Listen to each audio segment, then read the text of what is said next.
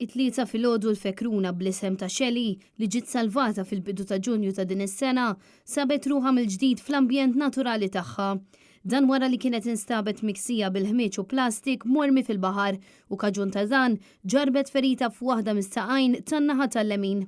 Il-fekruna kienet poġġiet f'tamira apposta sabiex tiġi ikkurata bl-aħjar mod possibbli għaliex li kieku tħallit fil-baħar kienet tispiċċa mikula mill-ħut jew tmut minħabba xi infezzjoni. Din kellha biss qatat fil-flipper, allura kull ma ridna nagħmlu ndewwa, ġifieri kienet kif qed tara inqas minn xahar u nofs, però jkollna fkieren li jdumu anki 9 xhur anki sena jiddependi x'każ. Pereżempju għandna fkieren li qalgħu daqqiet ta' dajsa, oħrajn li belaw snanar, dawk kapaċi jieħdu aktar żmien biex naqlawhomlhom jew biex inkun nistgħu ndewwhom. Fl-istess avveniment li seħħet tlieta filgħodu fil-Ġnejna, Nature Trust Malta ħabbret li permezz tal-Kummissarju Oli Ingliż din l-għaqda ambjentali ingħatat 3 ITU chambers li ser ikunu qegħdin jiġu użati għal dawk il-fkieren li jinsabu midruba fil-baħar kawża tal-iskart li jiġi mormi bla doċċ. One of the areas that we work with Malta on is the environment and biodiversity, and Nature Trust is one of our key partners.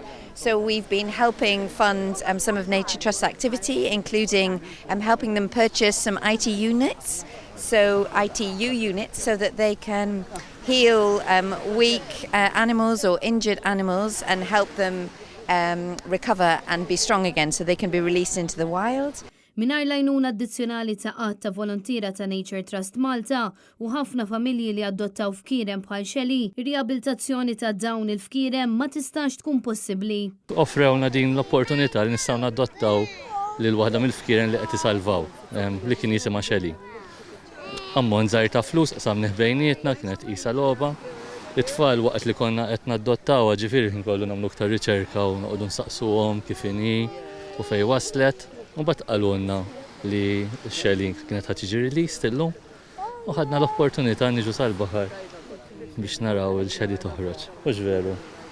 Net News tkellem ukoll mal-assistent kap tal-iskola primarja taż-Żejtun fejn permezz ta' diversi inizjattivi li ġew organizzati mill-iskola stess inġabret somma sabiħa li bija se tkun qed tgħin fil-proċess ta' riabilitazzjoni ta' aktar fkieren. Fl-aħħar term peress li tiġi ċċelebrata World Turtle Day organizzajna attività biex niġbru donazzjonijiet għal fkieren. Kull klassina tat bħal worksheet fejn kellhom fekruna mpenġija maqsuma f'partijiet differenti. Għal kull 50 cents li jiġbru it-tfal setgħu biex il-fekruna tingħaqad kien hemm €9 għal kull klassi.